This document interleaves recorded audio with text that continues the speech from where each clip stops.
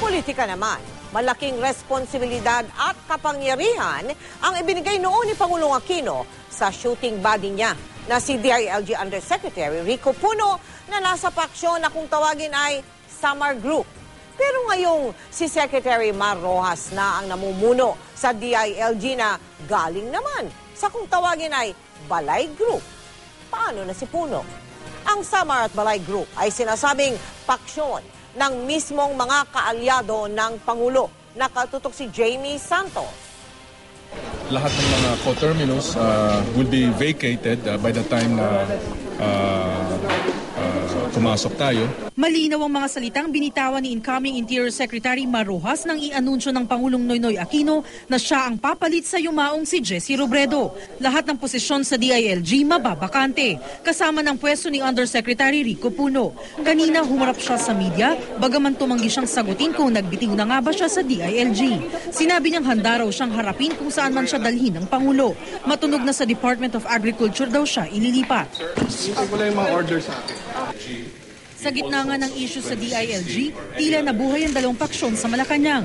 Kabilang si Puno sa Samar Group kasama si Executive Secretary Paquito Ochoa, samantalang kasama sa Balay Group si Rojas at Robredo.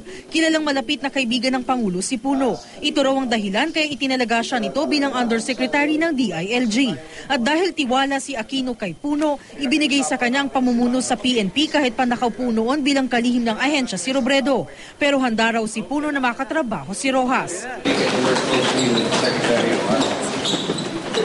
of course.